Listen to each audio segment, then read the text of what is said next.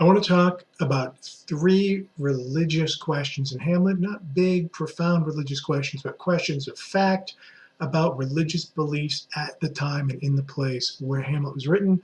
About three questions: the king and queen's marriage, where the ghost is, and what the ghost is. First of all, Hamlet often refers to his mother's remarriage to his uncle as incest. Some people view this as a little over the top, but by the religious standards of his day, Hamlet is 100% correct. This is incest as defined in the Bible, and here by Bible here I mean the Torah, the first five books of the Jewish Bible, the first five books. The Mosaic, Moses' law makes it very clear. It's in the book of Leviticus.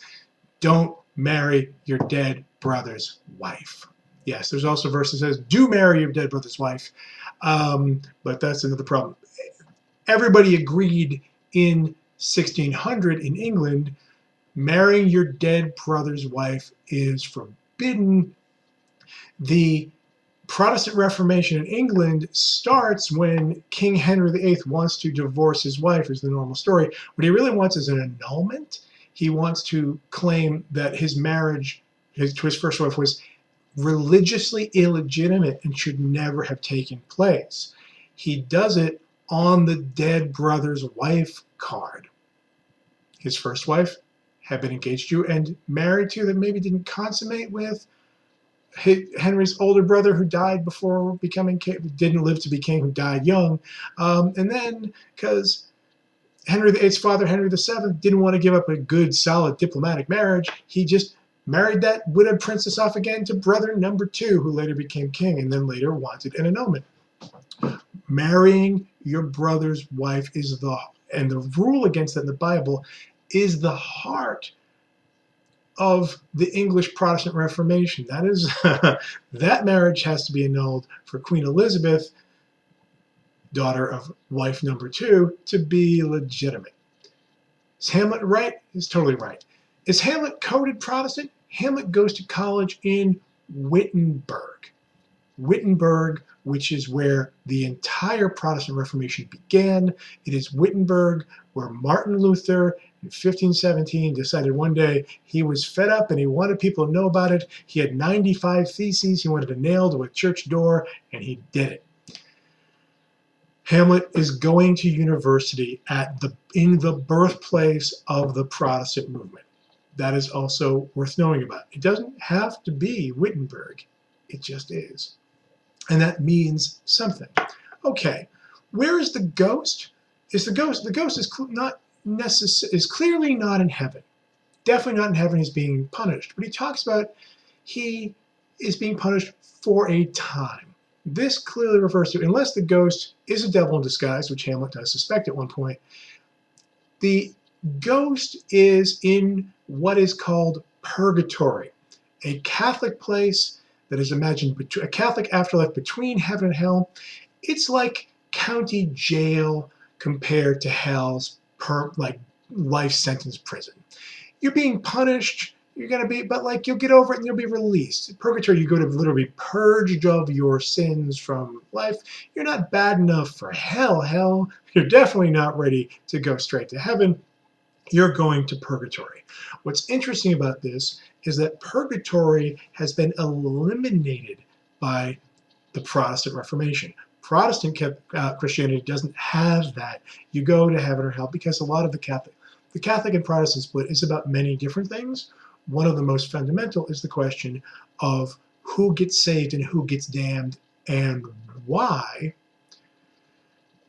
Because the Protestant teaching it's about a kind of relationship with God. There's a decision made at the moment of death. Everybody's sorted. Catholicism is like, there's this middle ground where you gotta pay back some sins. The ghost seems to be in that kind of purgatory, but that I were forbid to tell the tales of my prison house. Shakespeare's wonderful trick of withholding to make us curious. What is it? So terrible. He can't tell us. Now we have to imagine terrible, terrible things. Clever move, William. Okay, so that seems strange. Ghosts like this seem to be from a Catholic tradition, and England had gone Protestant in a vexed way, but there were still kind of sentimental or nostalgic connections to older folk beliefs. And, Shakespeare sometimes doesn't seem to reference Catholic things, but folk beliefs that were part of the Catholic lore. He doesn't seem to want to swear allegiance to the Pope, but these kind of old beliefs that have gone, they're officially on the outs, but people used to believe back in the village, he brings them up a fair amount of the time. That leads to the question, what is the ghost doing there?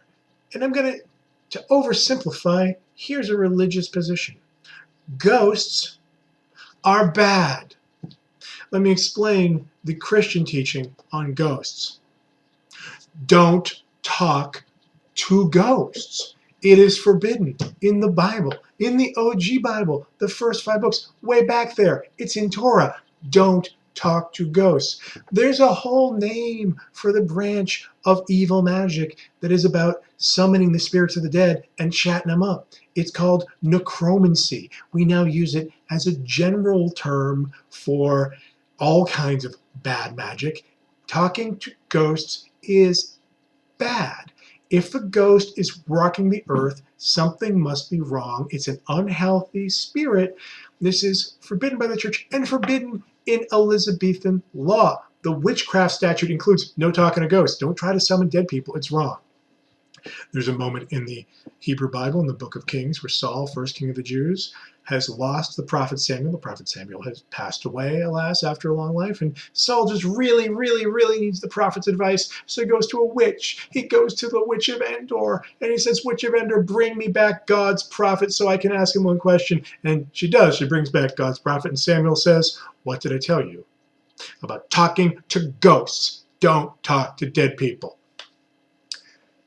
Hamlet shouldn't do it. Horatio actually shouldn't do it either. You're not supposed to talk to ghosts. Nothing good can come of it. By definition, they're not in heaven. Whatever they are, it's not healthy. We have a more sentimental, it's worth knowing, ghost beliefs in the English-speaking world have gotten more sentimental in the Victorian era and with spiritualism, and we tend to view ghosts as benign or morally neutral. There are no morally neutral ghosts. Hamlet himself doesn't care. He says to the ghost, be thou spirit of health or goblin damned, thou comest in such a questionable form, I'll speak to thee. Or doesn't matter? You look like my father, whether spirit of health or goblin damned. And then the ghost makes very clear he is no spirit of health. He's being tortured for his sins. This is all very bad. The ghost doesn't necessarily mean anything good for Hamlet. Yeah, it's his son, but the ghost is not benevolent. Shakespeare's generation has no room for benevolent, or extremely little for benevolent ghosts. It's a bad thing. These are the unquiet dead. You should not mess with them. And if this sounds narrowly Christian, it's not. Shakespeare's great model for tragedy, the great classical tragedian that Shakespeare reads and imitates, that Hamlet specifically imitates, is the Roman dramatist Seneca. We often connect Shakespeare to the great Greek dramatists, especially Sophocles and Oedipus Rex, or Aeschylus, or Euripides. Shakespeare did not read Sophocles, or Aeschylus, or Euripides, or that much Greek. The educational system in his time didn't teach that much Greek. There was a little, you could read it a little bit, but there was a whole lot of Latin, constant Latin drilled into him since his childhood, years of it. He read Seneca in school. Seneca are tragedies often revised from the earlier Greek tragedies, but bloodier and more violent. Yeah, that's the ticket. More like a good English Renaissance revenge tragedy, which are very Senecan. Blood and guts, horrible revenge. Yes, thank you, please. Let's see some blood and guts. They're full of ghosts, spooky, scary ghosts. And the Romans also believed ghosts are extremely bad. If you're seeing a ghost, something's wrong, and it's not gonna go well for you. There's no way this is gonna be good. No, it's a bad thing. Senecan ghosts actually tend to hate their own descendants. to be angry, unquieted. They've come from hell, and they want to mess their own children and grandchildren and nephews, etc. up. They come back from the dead to move people to do terrible things. This is a ghost. Hey, why didn't this ghost go to heaven? I don't know. He showed up to ask one of his male heirs to kill the other male heir. What kind of guy do you think he is? He's not a good guy, at least not in his infernal aspect. But Hamlet doesn't ever question his father. But maybe he should.